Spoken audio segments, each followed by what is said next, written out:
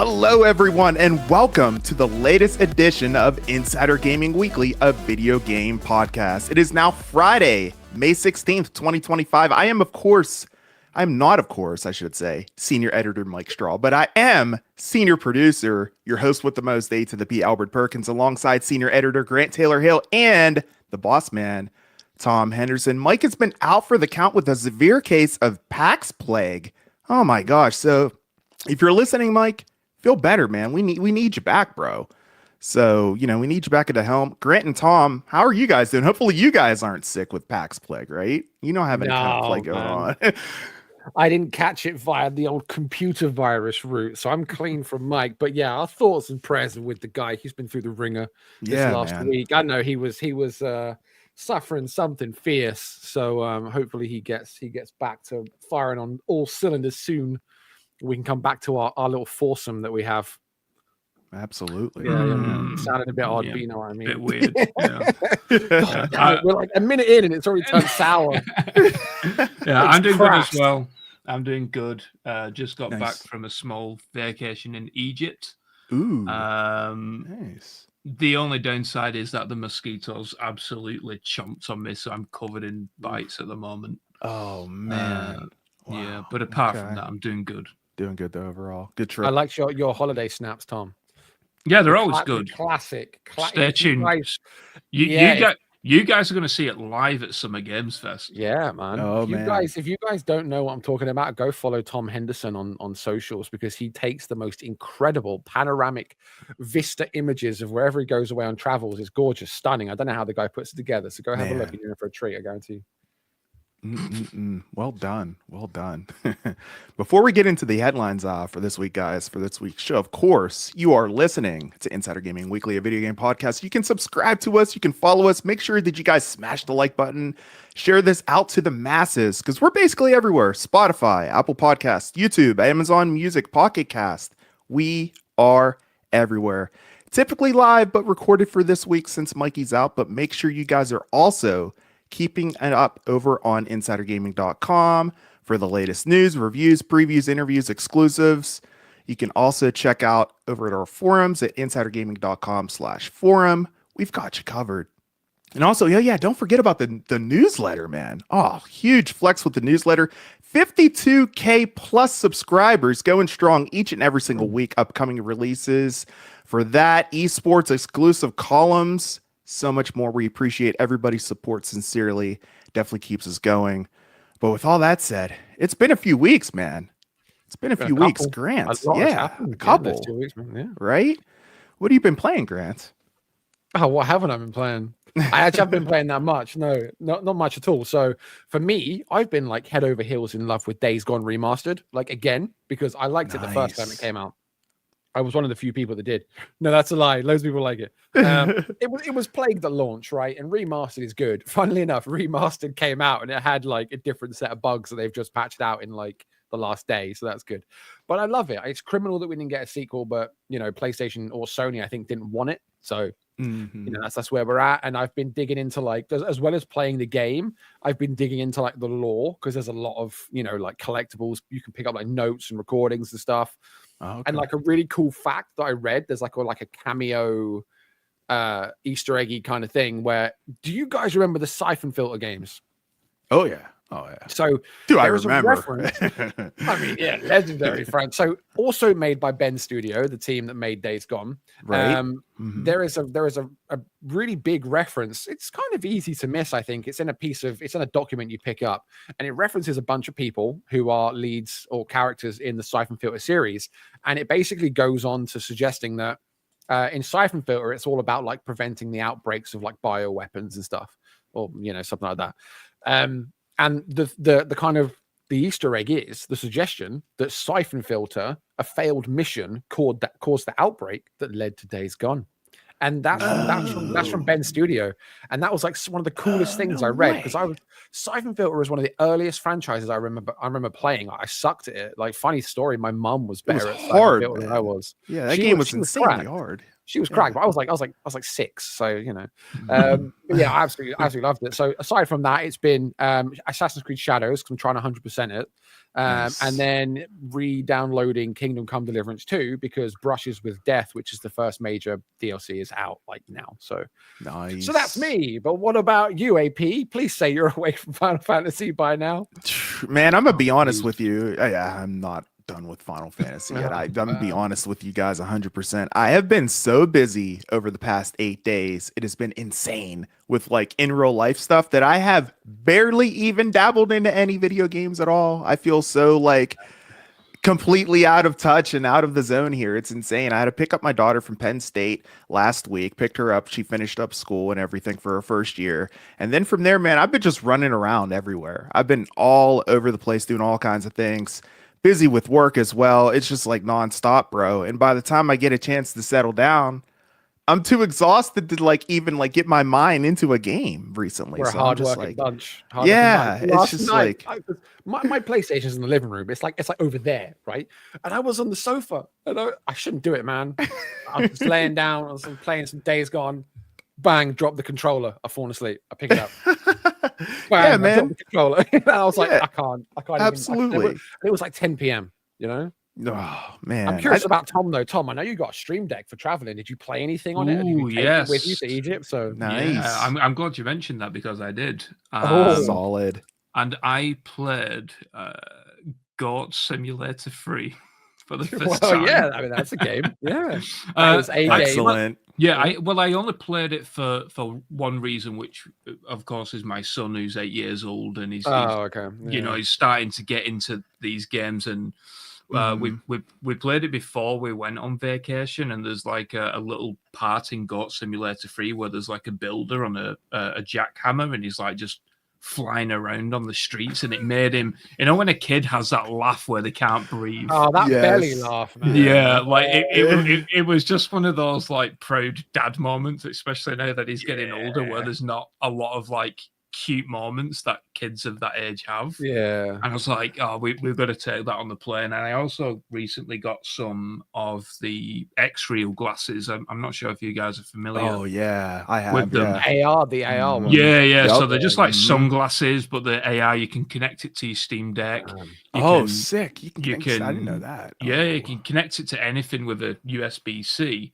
Okay. Okay. Nice. So my son was playing on Goat Simulator 3. I was watching Band of Brothers on my phone on Netflix with the glasses, 155-inch screen TV on the plane. Hell yeah. It was a dream, and I think that's going to change like travel for me forever.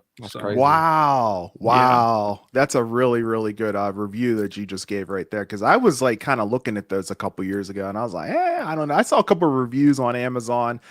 Oh, maybe people are review bombing it. It's like a 3.5 or something the last time I had looked a couple years ago. But I was like, man, I don't know. It sounds like a cool concept. Definitely cheaper than Apple Vision Pro. I mean, yeah, definitely. Yeah, I first saw it at GDC. Ralph, who used to be Xbox PR, I believe, is now in charge of X-Real, and he was like showing it off at the Xbox booth and letting people try it. And those glasses have come such a long way in just 2 years. Wow. I think it definitely, like, just especially if you're really a seasoned traveler, it changes the game entirely. Better than carrying a bulky headset or something with you for like a VR thing, and like you say, Apple Vision, you know, big old battery pack in your pocket. And you don't look too much like an idiot as well, because they are like sunglasses. Like Ralph was saying, if you can put Google Maps on it, for example, and instead of being looking down, staring at the phone, you can actually be looking where you're going, and it's just a very transparent Google map of where exactly you're going. So there's a lot of interesting use cases for it. Can you get them with prescription lenses? This is a bust for me if not. Contact lenses. There you go. That's it. Never agreed with me. That stinks. Yeah. Well, yeah, they're pretty cool. Oh, that's solid. Good stuff. All right, guys. With that said, let's get into some news here a little bit. You know, we didn't get a chance to talk about, you know, some huge trailer that dropped about a week or so ago. It was something that people were talking about. Yeah. Some trailer, some game called Grand Theft Auto 6. You ever heard of it?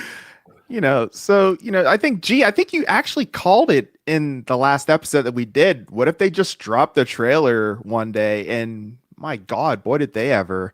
So I wanted to get our initial thoughts on the trailer. Grant, I'll start with you. What did you think? What did you think about it overall? It was weird, man. It was weird because no one knows that we recorded a secret episode of Inside. Yeah, because we did a podcast episode where we were transparency. We weren't going to be in for last week, so we had to do one ahead of time. And the one ahead of time was like, "What do you think? When's the next trailer? When's the release date? When's it going to be?" And obviously that went straight in the bin because everything was completely thrown out by Rockstar just going, "Hey, here's the trailer." Here's the release date. Here's 3 minutes of backing. Here's 70 screenshots. Here's a breakdown of everyone in the game and why they're all there.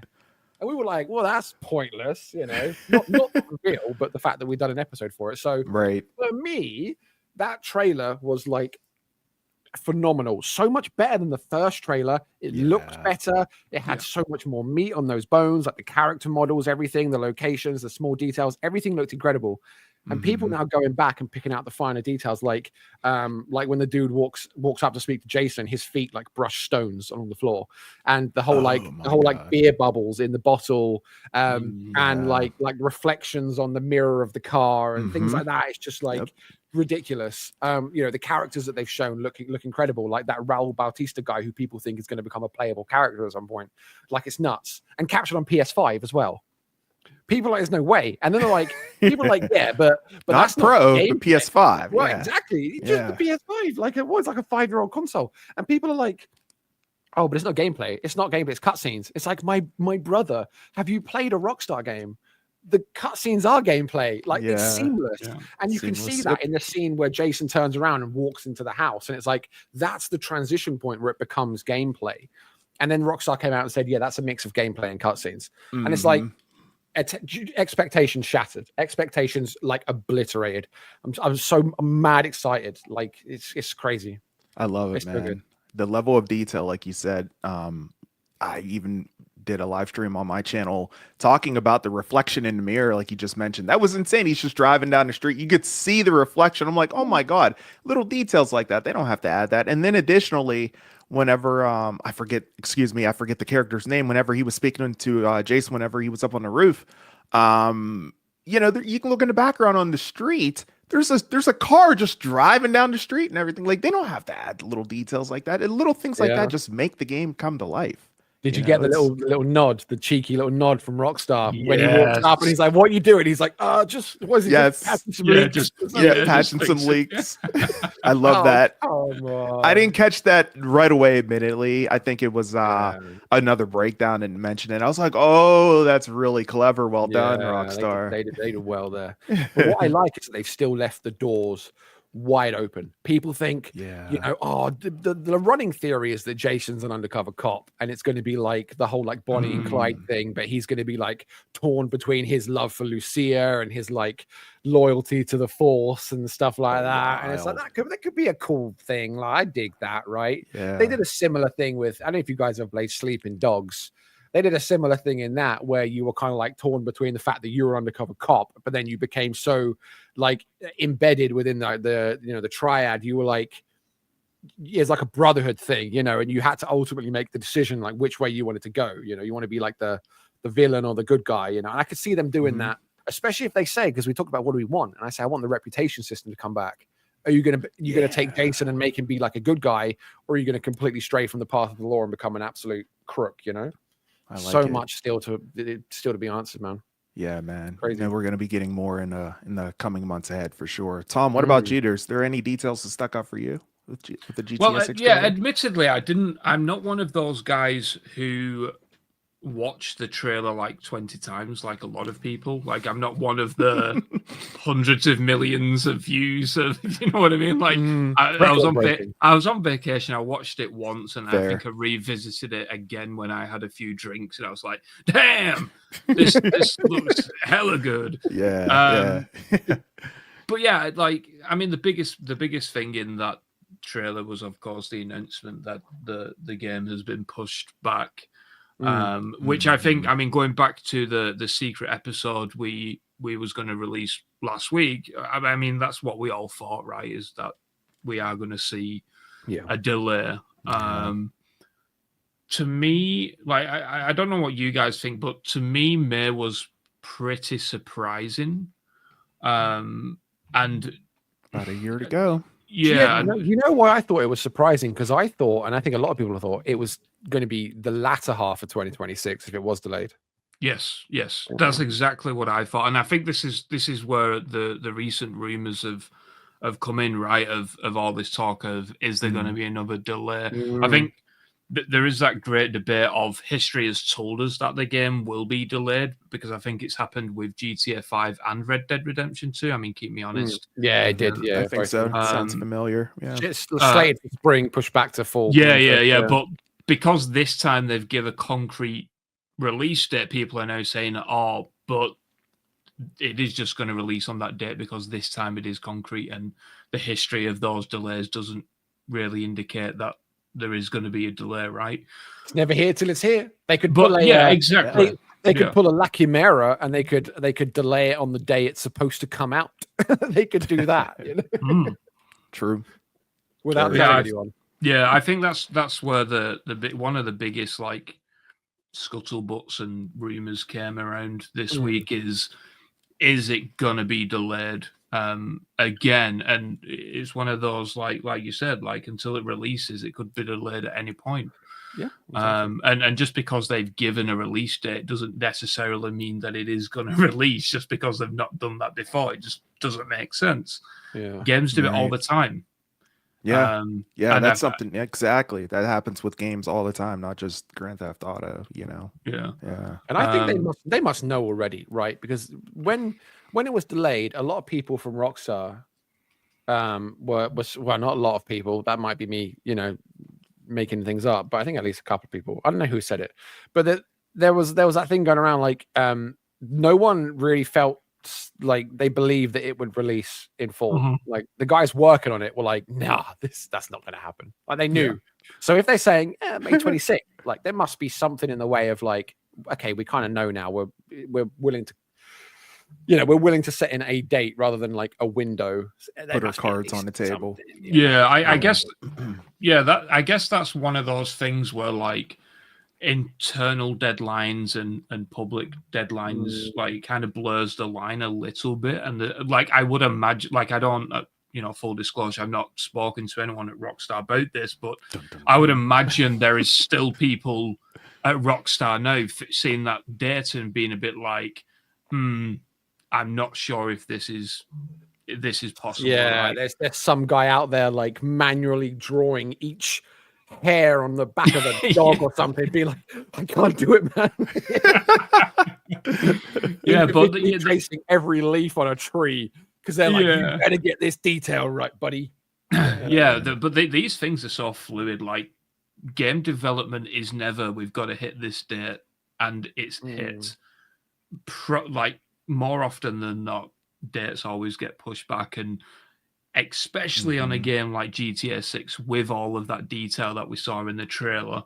I honestly, if I was anyone looking forward to this game, I wouldn't be writing to your employer and saying I want to take that date off because it's just not concrete enough at the moment. But that's just like my overall feeling. But it's raised concerns as well, isn't it? Because people are saying now that I think the analysts were talking about it a couple of months back, saying if GTA 6 is pushed back, it's going to be bad for smaller developers who might have been like waiting on that window to open up. Maybe they push back to the spring. Can't remember who it was. Someone was saying that like they pushed back from fall to avoid GTA, and they pushed to spring 26, and now they've got to contend with GTA again, and they can't go back. And you know, it's a bit messy now, isn't it? I think people are panicking. Is kind of the word on the street.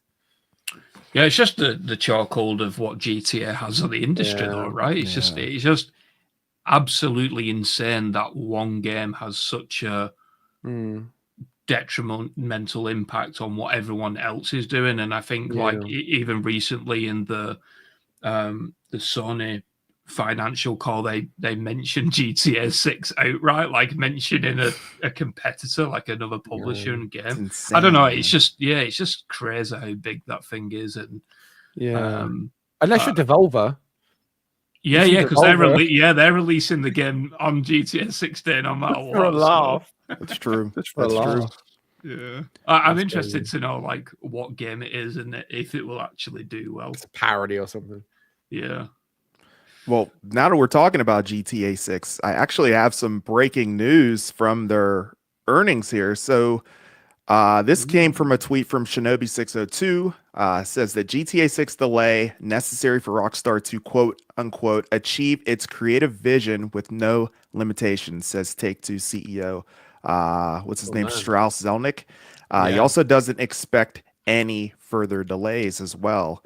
Ooh. So he says, quote, I think historically, when we set a specific date, we've been very good about reaching it. That's a lie. See? I know that is a lie. I know. Like, I was thinking that too. Didn't when they announced GTA 6, they said that they was very confident on that release date? There's these things with shareholders. Seems like it. Yeah. So I mean, like that's what it's the shareholding thing. Yeah. I agree. There's some fibs going on. He wouldn't. A video game CEO, he wouldn't. You wouldn't. No.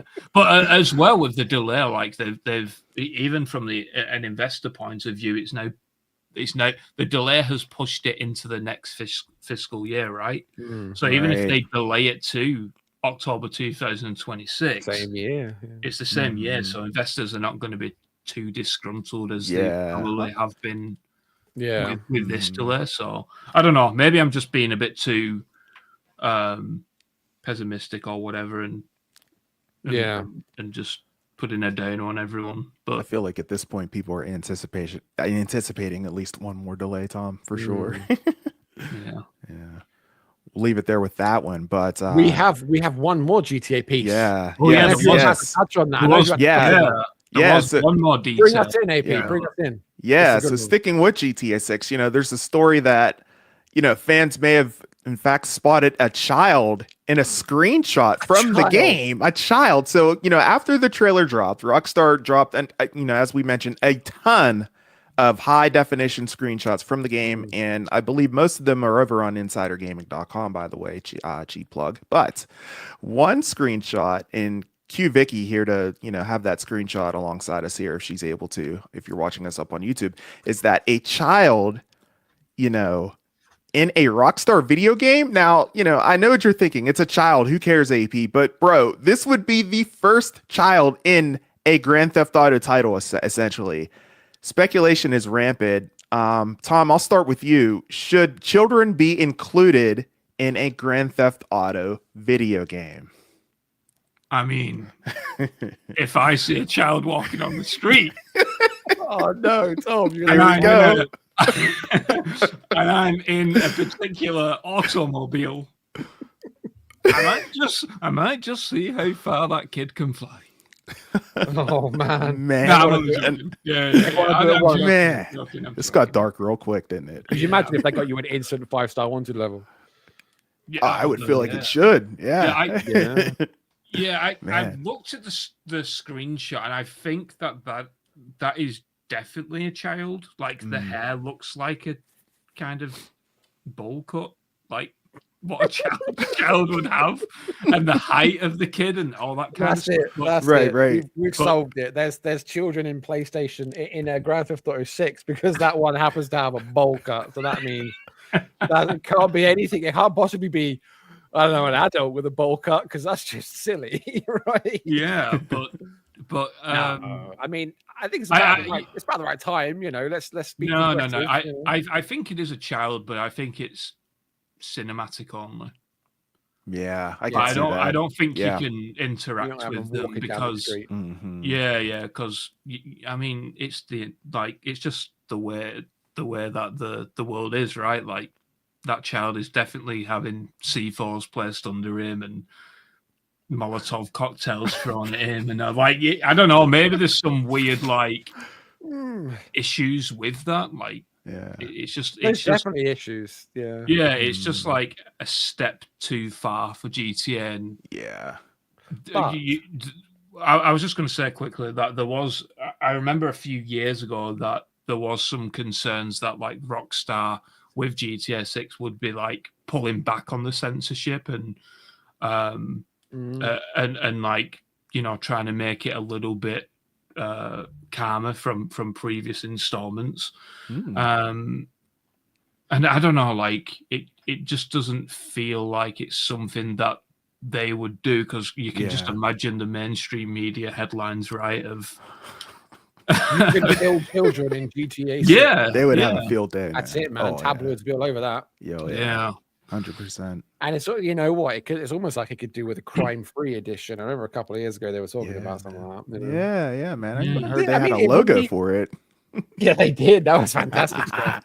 But they've had, I mean, Red Dead had children or child, you know, it had Jack. And the videos of that were funny where people like, I don't know, they unlocked something where you could harm him and people were like kicking him off cliffs and stuff. But other games have done it and they've done it well. So a couple that come to mind is Fallout, right? Fallout 3 had a settlement run entirely by children. And believe it or not, I don't know if this is just like a myth or whatever. Maybe I need someone needs to validate this for me. But there was like a cut perk from Fallout 3 that would allow you to kill children. So you couldn't do that. You physically couldn't wail on them. You couldn't do anything to like attack them or whatever. And then I think it's Cyberpunk as well. Cyberpunk has a lot of children just casually roaming the streets of Night City. You can't hurt them, you know? And that's how all games really tend to do it, is that like they just can't be damaged. Like The Witcher 3, you have children everywhere just walking around settlements and stuff because, you know, why would there not be? It's realism, right? And again, you can't do anything. You can cast your fire spell, fire sign, you can blast Igni. Nothing's going to happen to them. Nothing happens. So they could do that. They could do that. Yeah. But then you could argue, you know, if they're going for full bore realism, it would break the immersion. If you tried to drive into a child and you just phased clean through them, you know. So I don't know. They could do it where, you know, they go for shock value and you can do something to harm them, but at the same time, it's like something happens to you that you don't, you know. Like I said, the 5-star wanted level, or like look Assassin's Creed. You harm a civilian. You do it once, twice, whatever. You failed the mission. You know, that's it. You can't, you know, stop messing around. You can't kill people. Something like that, maybe. You know, to like kind of force you to not do. Yeah, exactly. Like this engage is boring. in that behavior. Yeah, exactly. I mean, people obviously will, and if they did have them, the modders would have a field day in unlocking that damage, whatever, and making it so you can, as Tom, you know, so eloquently puts it, like drive them off the side of the road in a, you know, there's a precedent there in Rockstar in their most recent game. So but that's why I don't think that they will be in the actual game itself, because it's GTA isn't like The Witcher, right? Where like it's limited to slashing or using a sword or whatever. It's in GTA, it's like, oh, you could do quite a lot with the NPCs. You could shoot them, you could drive into them, you could run a plane into them, you could do so many different things, and I don't know how Rockstar would balance that, like you say, in an immersive way, and especially when like all of these like simulation mods and real life mods in GTA, whatever they're called, RP servers or whatever they're called, has become such a integral part of GTA now. It's a very like fine balance, right? Like how exactly do they do it? But they've referenced in the past that like they've pointed out or made, you know, not Easter eggs as such, but like references to not having children. Like they'll have like a play park or something with like abandoned strollers in there and stuff, and it's like almost like a nod to there being no children in the game. Like they've gone close to like teenage age, like you know, in GTA 5 you can see like, you know, skaters and stuff, and they're obviously like in their like late teens or whatever. But yeah, as for them going like, you know, elementary school age for the American listeners out there, the bulk of our demographic, I don't think they'd do that. That's wild, man. Bowl cut Joe will live in GTA 6, but probably in just a cutscene. I'm with you and Tom there for that. I think it's more than likely just going to be a cutscene, and you know, it's probably not even going to be anything relevant. Maybe it'll just like show the child and then move on. So yeah. But yeah, moving on. Next topic here. Call of Duty. So Call of Duty, Chronos Zen, manufacturer takedown. So Activision has sent a cease and desist letter to the manufacturer of Chronos Zen, which is, of course, a USB device, allows players to, pretty much cheat in Call of Duty games by altering their mechanics and also being able to use mods as well. Activision has also confirmed that about 150 Call of Duty cheat resellers have also been shut down or rendered ineffective as well. Grant, I'll turn to you on this, and mostly because I'm not well versed in Call of Duty as much as I used to be, so I'll lean on this. Yeah. I'll lean on you. The mind. I'll lean on you a little bit on this, and apologize for my ignorance here. But how big of an impact do you think this is in terms of multiplayer aspect, and will this affect, like esports and whatnot in the realm of Call of Duty? I mean, if it impacts esports, we've got a big problem because this stuff is used nefariously, right? I think, I don't know what the origin story is of the Cronus, but it started with the Cronus Max in 2013. And then, that just gained traction over the years. And I remember seeing someone put up a picture a while back. I don't know when it was, maybe a couple of years ago. You go on some like storefronts and it'll tell you how many people have bought something in X amount of time. It was like the Cronus Zen. It was like 400 people have bought this in the last 24 hours or something. Oh, okay, yeah. It got crazy. It got crazy because it was it was so easy. It's a plug and play device. You go on the website and it says it's designed to give all players pro features regardless of their skill level. And it's like one tap downloads for exploits and macros and stuff. You can take your semi-auto weapons, turn them full auto. You can negate recoil, things like that. So it has been a bit of a boogeyman for a while because, as soon as you see someone in a kill cam and they have no recoil, you're like, Cronus Zen. That's not always going to be the case, but it is a real huge concern. So the 150 cheater, reseller takedown thing you're fighting a Hydra at this point. We said it before about cheating Call of Duty. You take 150 down, 150 will come back up because people are still buying them because they still work. And we've heard recently about, like pro players and stuff and content creators and streamers, some of them have been actively turning away from Warzone. Nade Shot said he recently he crashed out on Warzone.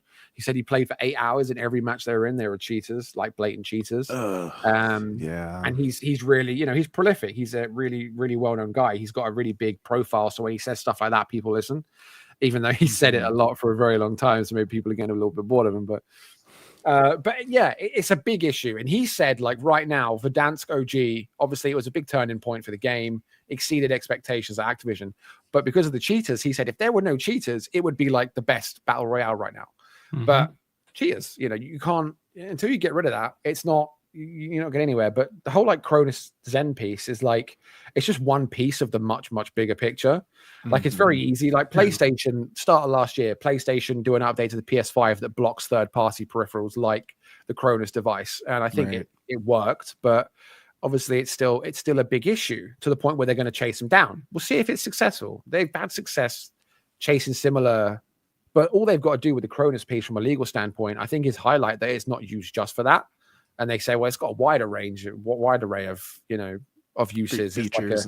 You can like use it to emulate stuff and use different controllers and inputs on things. Like you want to use like a keyboard and mouse it's like a remapping tool as well. So they can just say, oh, hey, this isn't just it's a macro tool. Yeah, exactly. They could do that, right? It'll be interesting.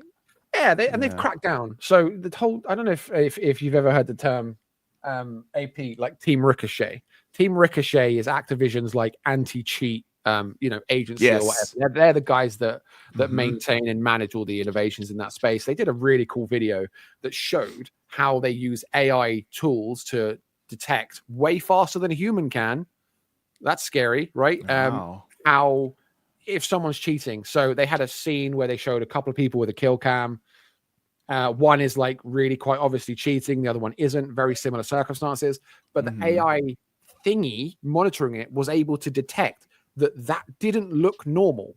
And then it works up to a certain percentage of probability. And then it can act on that, and then it's shipped off to be reviewed by a human. So they showed that. They've been really transparent.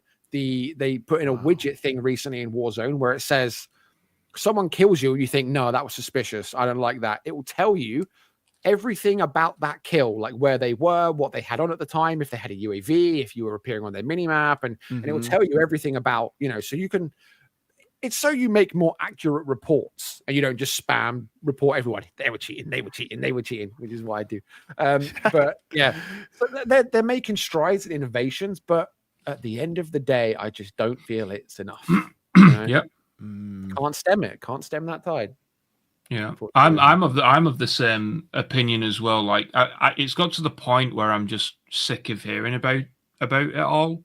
Like, Ricochet at face value is very good, right? But time and time again, we keep seeing these same stories and these same clips on social media, and like you said, pro players who are in these higher brackets always complaining, and there's very obvious cheaters in the kill cam. So something somewhere just isn't working. And I'm at that point now where I'm just bored to death of seeing these blog posts saying, oh, Ricochet's banned 16,000 players this past quarter or whatever, and it's like, well, it's not done anything because people like, I'm still seeing it. Yeah. That's what I was going to ask. Yeah, that's what I was going to ask you, Tom. Yeah, it's crazy. It's not just COD too. Like Overwatch, when they came around and they said, oh, something like since Overwatch 2 came out or something, they banned something like 250,000 accounts. And then Escape from Tarkov, every like 2 or 3 months, Battlestate puts up, oh, we've banned 30,000 accounts. Yeah, but you're saying that every 3 months. Yeah. It's just the same ones coming back. Same people, with different IPs and all that kind of stuff. That's why I liken it to a Hydra. It's like you ban them, more just going to pop up. More is just going to come out. Yeah. It's just boring at this point, I think, and that's Stop why multiplayer. Yeah, that's why honestly I've gone off Call of Duty entirely, is because like, if you're not familiar with like even how I started as a Call of Duty player, like during the war.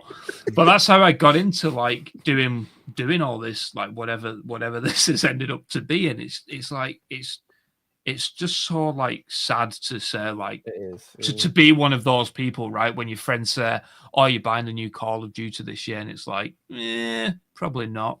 Or I'll probably buy it and dabble in it for a month, and then when I get to a certain rank or whatever, I'll just get put off. But yeah, it's just boring at this point to see these blog posts and stuff. They need a massive change, I think. Yeah, that's what I was going to ask you, if you feel like they've done enough that these changes will help users, with their experience within the game and everything. But it sounds like not so much. Yeah, prison sentences for cheaters. There you go. Some places they do, man. I think China are so mad. I think it's China. It's either China or Korea. They're so crazy. Like, cheating is a criminal offense if you cheat in video games. They will take you to that gulag. Oh, God. Just on that, like, I think it's just as simple as like publishers need to put in new terms of service where it's like, if you do cheat, you are liable for damages and all that kind of stuff, because you're just ruining it for everyone else. Yeah, you ruin the experience. Yep. And until they do that, like even these DMCAs that they're sending to all these cheaters and providers and stuff, right? Like, it isn't enough. It's like, stop it, and they're like, no. It's like a slap on the hand. Yeah. Like, go to your room, young man. Maybe if we start seeing like more headlines of like Activision takes X cheater to court and they get fined X amount of dollars. Like, I know there has been a few like that already, but maybe if that can go down further to the individual hacker level, maybe they've got a prolific hacker who's been doing it for years. Who was that guy that Nintendo sued for like jailbreaking their consoles or whatever? Who was that guy? They sued him for millions. I can't remember, but get the individual, man, not the people selling it. Go granular. I think that's the only step forward, to be honest. Yeah, I agree. Moving on to our next topic and our favorite, big one, Ubisoft. What was that? big one. This is a big one. We got loads of this is a big one. Yes. So Ubisoft has decided to delay some of its major IPs and games to improve on the quality of those games following the success of delaying Assassin's Creed Shadows. So, this includes the Assassin's Creed pipeline, so future Creed games, the next Far Cry installment, the Splinter Cell remake, which totally sucks. I was looking forward to that, and the next Ghost Recon game. So the next year might be pretty scarce on, as far as Ubisoft games go in terms of major releases, but there are some smaller experiences that are in development. Tom, I'll start with you. Do you think that, maybe some of these smaller pieces, some of these smaller projects, I should say, and experiences in development will be enough for fans to hold on to until the big guys come back into play? Yeah, I think. Well, I mean, at the end of the day, they have to be, right. Like these bigger games have been pushed back, so there is a couple. Like I don't want to say them just yet, but there is like a director's cut of a big game coming out from Ubisoft that should be this year that I think will do pretty well. And then like just on the website alone, we've reported on pretty much every single smaller experience that Ubisoft are working on at the moment. I think one of them is likely going to be the Assassin's Creed multiplayer game, which is like a 18-player Fall Guys-esque kind of. Wow. When I say it like that, it sounds. When I say it like that, it sounds really weird, right? Because you're just thinking of those little jelly beans, but just flying, or kind of think of it of like arenas like the Colosseum, for example, where like the spikes coming out of the ground and flamethrowers and that kind of thing, rather than thinking of you're going to be a jelly bean assassin running around on bright blocks. It isn't through like obstacle courses. Yeah. So yeah, there is smaller experiences like that, and I think for me, this could only work if the Black Flag remake releases in the next fiscal year, because I think that is going to be such a big game for Ubisoft that it's probably going to exceed their expectations and make this fiscal year like better and just sustain them for the long haul. And of course, they've still got they bragged on about this, like the DLCs for Shadows, and Rainbow Six Siege X, I believe, is that this year? Grant, maybe you know that. Wasn't it June? Yeah. So June. Yeah, like I don't really follow Siege that much, but yeah, man, like it's one of those weird situations where I think that this is definitely a bad but good thing in the sense that Shadows has been such a success for them that it makes sense that they don't want to they want to break the mold, right? Like they've done it for past 8 to 9 years where it's just like, let's push games out of the door, let's chase trends, let's not innovate. And now it seems like they've kind of perhaps learned their lesson. Like I'm very cautious on saying that because like all it takes is Far Cry 7 to be dog shit and everyone's going to be like, yeah, this didn't work. I knew it. But they actually do, like, in my opinion, they have a decent pipeline, but now it all depends on how sparse that pipeline is going to be, because I think they mentioned like fiscal year 27, which is up to April 1st, 2028, I believe. Wow. So it depends on how condensed that pipeline is going to be and what we actually get, right? So it's interesting times as always at Ubisoft. Yeah, to say the least. Splinter Cell's, that's one I was really excited for, looking forward to. I personally don't believe it'll hurt them as long as they can, they don't show footage for these games that are coming, because then people are going to be asking about them and then anticipating them, that sort of thing. So if they just kind of keep them under wraps and everything, that should be fine, Yeah, I was just going to say, like, I think that the best thing for Ubisoft to do this year is just stay under the radar. Cook. Yeah, just cook. Just cook. Yeah. That's just smart. Don't do a Ubisoft Forward this year. Don't have any like big event or anything like that. Just stay in the background, cook, sort out this subsidiary with Tencent, whatever that's going to look like. Because at the moment, Ubisoft, because at the moment they don't even know what it's going to look like. So yeah, just cook and just let the games do the talking when they finally release. But yeah, I mean that'll get us on to the next point if anyone else wants to weigh in on these. Grant, what do you think that these IPs will suffer like from these delays or anything? What do you think? No, I mean I'm all up for this. I'm maybe one of the rare people where I don't really care about delays. Like, let things be delayed. I'm not, hopefully, touch wood, I'm not going anywhere anytime soon. So you know, if I need to wait an extra year for a game, so be it. Assassin's Creed Shadows was pushed back a couple times, and it turned out to be one of the best games they've made in like 10 years for the Assassin's Creed series. I absolutely love it. It's fantastic. And like I say, I'm still playing it and, you know, holding on for the DLCs and such. And it's just so gorgeous as a game. So by all means, like Tom said, let them cook. Just get your heads down and crack on and see what you can do. But it wasn't really just in terms of harm. I don't think it's going to harm them, but we know that they're still subject to more cuts and cancellations and whatever, and there might be one of these things that's put on hold for so long that they go, maybe we don't need to make that anymore.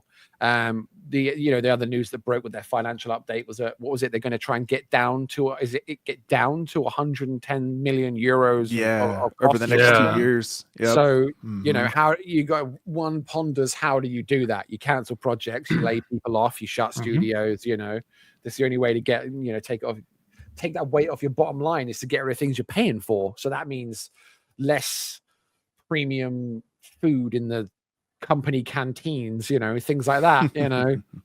What single ply toilet paper, you know, things like that. I mean, it all comes off the bottom line, right? So they're gonna do that. And obviously people aren't gonna be liking that. So we'll see how it all shapes up. It's an interesting couple of years ahead, I think. We said Shadows was like a make or break game, and I think it was more make than break. I think it's been good turnaround, and people are hoping, you know, for good things now. Then they go and announce a Riders Republic movie. Who wants a Riders Republic movie? You know? Yeah. I saw that come out, and I was like, they have so many more IPs that people would want to see on the big screen than Riders Republic. Right. Who's going to go watch a movie about like mountain bikers or something?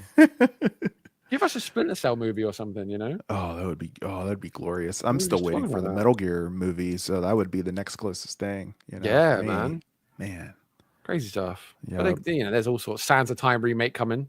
That was another one little tidbit that came out the call before April 2026. So but yeah, I'm with Tom. I'm with everyone. I just want to see what this whole split thing yields. I want to see where people are going. What's happening with it?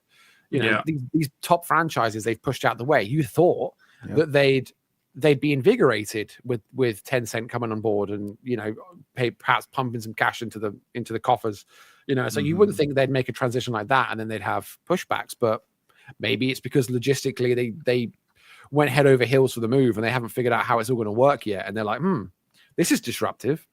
we need to push things back. So I don't know. Tom will know. Tom will find out.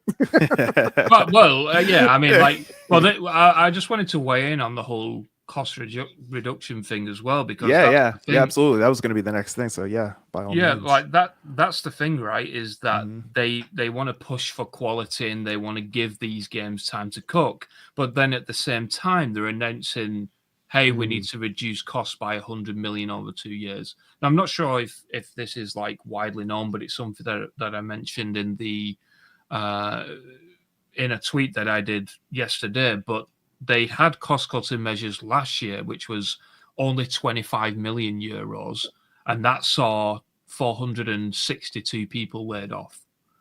So if you do the quick math on that, you quickly see that this 100 million that they now need to cut will see probably somewhere around 1,800 to 1,900 people laid off. And that's excluding contractors who don't get the contracts renewed, or they put on availability, which, you know, is a completely different thing entirely, but essentially puts them out of a job, so to speak. And then it includes like studio closures. Like we saw last year. We saw Ubisoft San Francisco, Osaka, Reflections. We saw all of these studios close down, and it's like, man, like I don't know. It's like they're saying one thing and doing another, or they're doing another and then saying something else that completely contradicts what they're trying to do. So it's like, how on earth do you expect these games to see higher quality when you're scaling back on teams and people and costs? Like exactly, it just doesn't add up, right? Completely counterproductive. Yep. Yeah, and like I've spoken to people at Ubisoft, both current and former people, and some of the former ones recently got let go, and they said we saw the writing on the wall. We knew that this was kind of it was coming, and now it's the point where morale at Ubisoft and individual studios is so low that you can't even expect to get the best out of people. I mean, this is a thing across the industry, right? Where like you release a bad game, you get laid off. You release a really good game, you get laid off. You release you release a bad game and it does well over time. Well, guess what? You get laid off.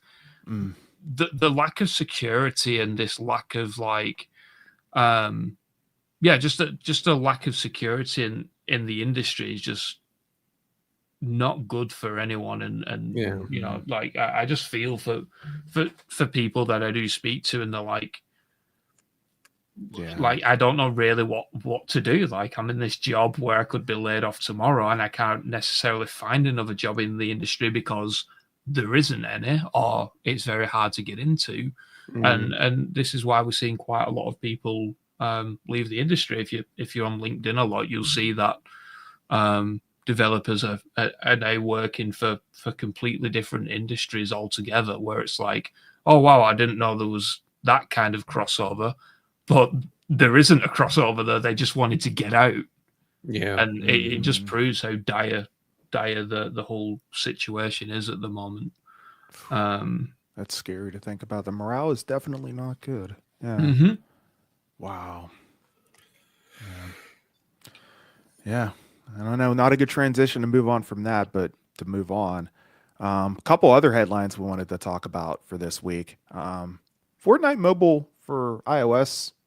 Where the hell is it? Yeah. So this is supposed to be dropped at this point at the time of recording. And I think I saw an article go up right before we hit record here for this week that apparently it's now back to square one after a week-long review, essentially, from Apple. So I'll turn to you, Grant, real quick. Do you think that Apple's kind of doing this on purpose? Do you think this is like their last, like, sock it to you Epic Games? You know what I'm saying? Like, what is going on, bro? It's defiance at its finest, man. We had the stat go out. 90% of apps get through their review period within a 24-hour window. So for them to be slow walking Fortnite this much is kind of crazy. I don't know. I don't play Fortnite. I don't really play mobile games at all, so I don't know what if this is like something there's like millions of people are absolutely chomping at the bit to get. I know it's all about like store fees and things, and I mean, hopefully it gets through the approval process and we stop hearing about it. Yeah. I feel like if it happens again here, it's gonna be like Epic's just gonna be like, oh, okay, like it gets you're nitpicking here. They'll sue him or something. There'll be some litigation somewhere. We'll see.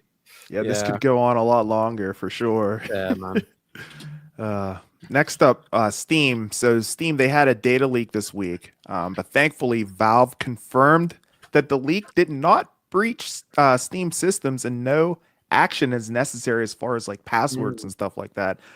Tom, I know I would change my password, like even after hearing this, but after hearing this statement, would you go ahead and reset your stuff? Like, what do you think? Yeah, I mean, to be honest, I'm one of those people who reset my passwords frequently anyway. Just like a standard security. You have to. Just standard security, right? But yeah, when these stories come up, I always just think like you should just be doing it anyway. It's a pain. Admittedly, it's a massive pain in the ass to like go back. If if you're someone who likes to have autofill and all that kind of stuff, where it just automatically logs you in. But in this digital world, man, you've got to change your passwords a lot. Yeah.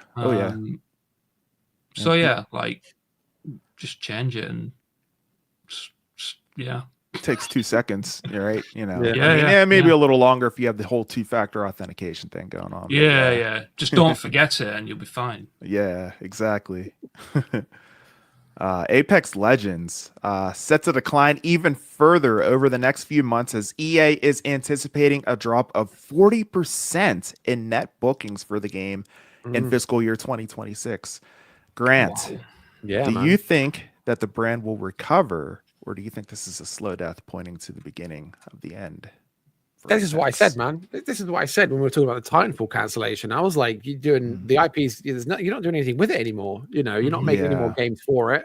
You said Apex Legends has got this 20-year life cycle, which is not being realized. Battle Royales are dying out.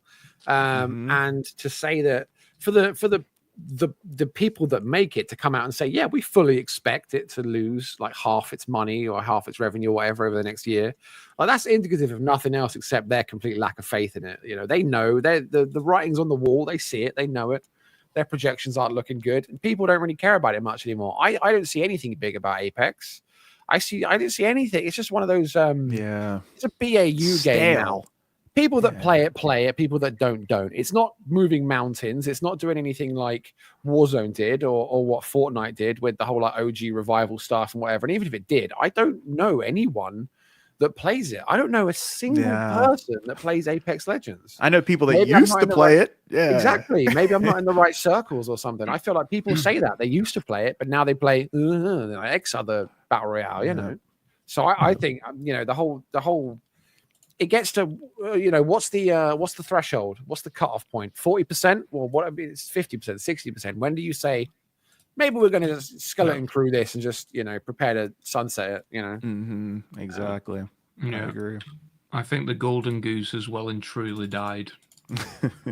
Or it's just dying. Like that's the thing, right? Like I think it's so easy to revitalize the game. Release Titanfall 3. Develop and then release Titanfall 3. Make it first. Make it first, which is always a good idea. And then just do some massive crossover events and do the same strategy that Call of Duty's done with Warzone and its premium games, where there's like synergy between them.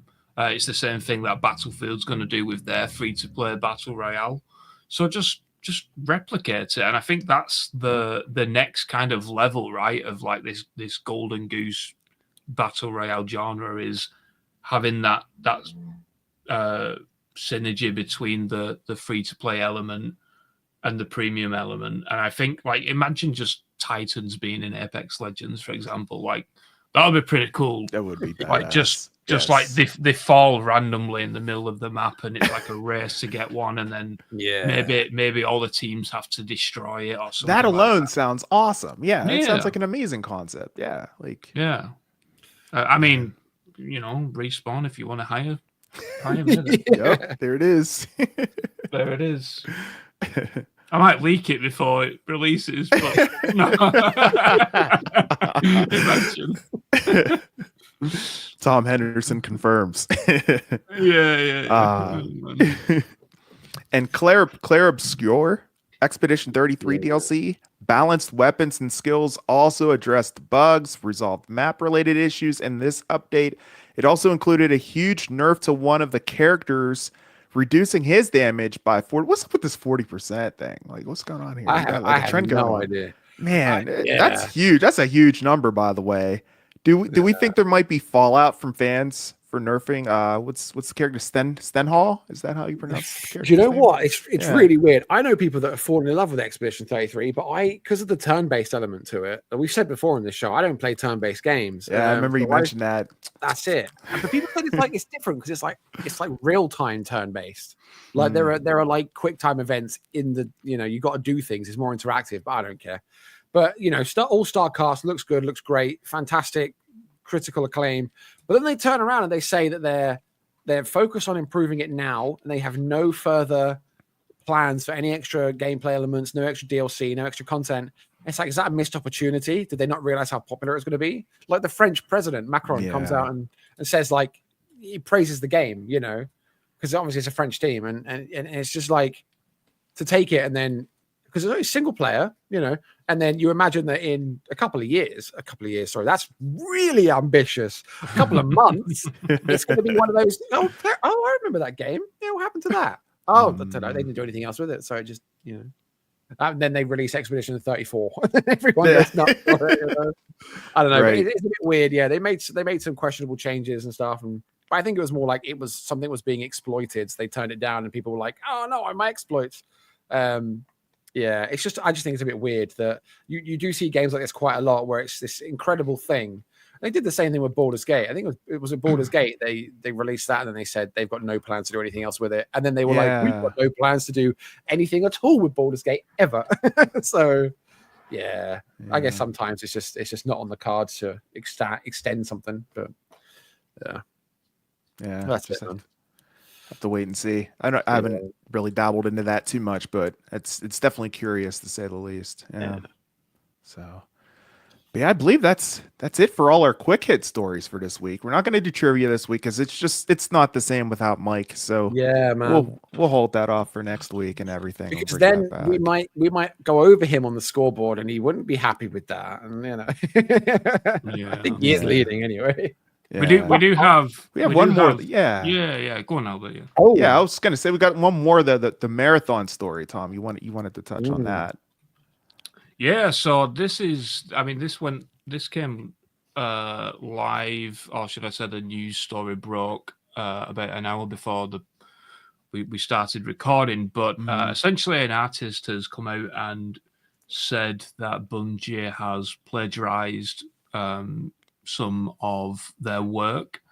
And when you actually see the images, it's like, it's pretty obvious that it's been plagiarized. It's so blatant. I'm looking at it right now. Oh, yeah, the exact same like font and everything, and it's like a random ass word too, and it's like it's not an accident by any means. Jeez. Yeah, it's just, I mean, like this isn't the first time that Bungie has done it as well, right?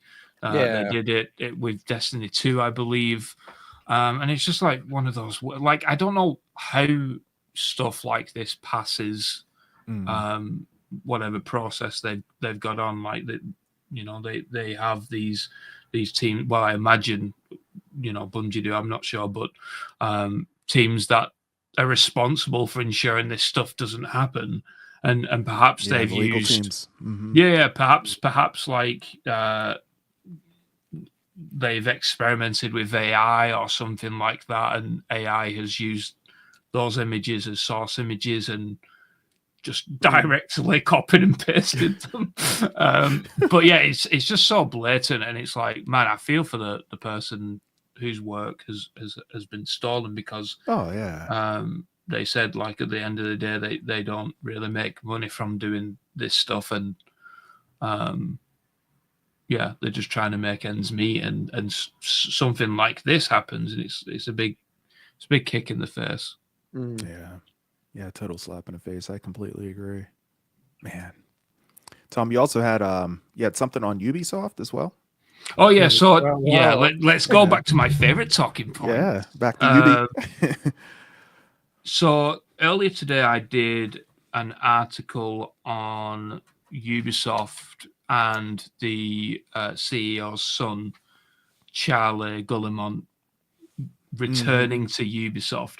Now, this is one of those. I guess this also relates back to the whole budgeting thing as well, because if you're not aware of who Charlie is, he left the company in 2021, and he was basically responsible for like a very small mobile division over at Ubisoft. And what happened is in 2020 they released a game called Elite Squad, which was associated with the Tom Clancy brand, and there was like this massive issue with that game because they actually used Black Lives Matter imagery in that game and had it associated with an in-game terrorist organization. So like it was like this massive controversial thing that basically shouldn't have happened, right? And Charlie then a few months later just happened to leave Ubisoft to explore other opportunities. He actually went on to be the CEO of a Web3 gaming company. Boo. Yeah, now he's returning, and Ubisoft have literally just replied with a small statement, which reads, with the recent announcement to create a new subsidiary, Ubisoft is undertaking a transformation of its entire organization. Charlie Guillemot has rejoined Ubisoft and is on the internal transformation committee that will recommend to the executive committee a new operating model designed to ensure Ubisoft's long-term success. So that's the small statement they gave, and this was announced internally yesterday, I believe. And a lot of people at Ubisoft are very angry at this because Charlie's he's not qualified to do this. That's exactly right, though. Yeah, it's like you have a blunder like that, and then you leave, and for years later you come back and you're like, I'm now going to tell you where to take the company. How? Yeah. In what Are capacity? you now? Yeah. And I like how they waited a little while. I wonder if they're just under the impression like, we'll just kind of let the dust settle for a little while, and then it seems like things are calmed down. Yeah, you can come on back in. How much do you think nepotism is weighing into this as well? It's got to be some nepotism going on there. Charlie's down on his luck. He hasn't got enough in his back pocket, so old Daddy Eve is like, come on, come back into the fold, son. Yeah, I mean, probably like, son returns. Yeah, like, and then he just all up again. Yeah, just people at Ubisoft are just kind of sick of this. Like, this committee and also the executive committee, so the transformative committee and the executive committee consist of people solely who put Ubisoft in this position in the first place. So it's like, okay, so nothing's really changed, right? So it's like, yeah, the Guillemot family are just ruining Ubisoft at this point. But the consensus from the people that I've spoken to, both current and former at the company, is that like Eves is just gonna take this thing as far as he can, and he's kind of gonna go down with a skull and bones ship. Just carry on, and that was the issue with Tencent, right? Because at one point Tencent was looking at acquiring Ubisoft outright, but Eves and the brothers just didn't want to give up that creative control, and now they came to this agreement with a subsidiary, which no one kind of understands what it's going to look like yet. So I don't know, like it's just this. All of these headlines, all of these headlines of like Ubisoft is changing and all of these promises to shareholders and stuff, and then you see stuff like this, and it's just like, it's like they're saying one thing and doing another, or doing another and then saying one thing. It's just like this tit for tat and this weird back and forth, and it's just like, yeah, they're in the same position that was in 24 months ago, to be honest. Oh yeah. It seems like the transparency is not good either. There at all. Like, it's I don't know. I would, if I worked there, I would be very, very scared every single day because you just literally don't know what's going to happen. You know? So wow. Yeah, we'll see what we have next week whenever it comes to Ubisoft, because it seems like every single week we've got something, whether it's big or small. I guarantee you that we will have some kind of topic on Ubisoft for next week. The Insider Gaming podcast sponsored by Ubisoft. Yeah, exactly. Yep. My goodness. Crazy stuff, man. Make sure you guys are, of course, following Insider Gaming on all platforms at Insider Gaming IG. Of course, make sure you guys are checking out all of our content over at insidergaming.com, youtube.com, of course, as well. If you're watching us over there, youtube.com/@insider_gaming. Check us out over there. just to make it awkward. Yeah. Throwing an underscore over there. Yeah, there's an underscore in there, unfortunately. There's another Insider Gaming on there, but it's not us. Yeah, you want to make sure you have that underscore in there. Yeah. What about you, G? Where can the audience find you, my friend? Oh, that only works for the video people. Yeah, the audio people. It's Nukov, Nukov, with an underscore on everything. That's it. Because that Nukov was taken. On everything. Nukov, everywhere you want to go. TikTok, Twitch, Twitter, Instagram, everything. All over the place. Nice. And Tom, I believe everyone needs to look for the red snowmobile, right? Yeah, I'm screwed if I actually change my profile picture. Yeah, you are. Yeah, it's kind of like part of your brand, essentially. Yeah, everyone's scared of the snowmobile. They're not scared of me. It's just like, as soon as that comes up, it's like, what's he done now? But yeah, search Tom Henderson, and like I always say, if I don't come up, then I have failed. Nice. For Mike, you guys want to make sure you're following Mike Straw at Mike Straw Media pretty much everywhere. Once he comes back and everything, I'm sure you guys will see him tweeting a lot more and everything, being a lot more active. And for yours truly, you can always find me on X and pretty much everywhere else, Insta, YouTube. Check out my YouTube channel. It's at Weekly Wrap Up. Go ahead and check me out over there, of course, and also on Blue Sky at Albert Perkins. But with that said, guys, I think it's pretty much a wrap. We are done. All that's left now is for you to take us home, AP. You know it, man, as I always do, 100%. You are the one, man. You are the one. I'm the one. I'm Neo. What can I say? With that said, Mike, hope you get better, man. Be nice to have you back in this saddle, bro. Hang in there. Hope you get better. With that said, I am, of course, your host with the most A to the P, Albert Perkins, and we will see you on the inside.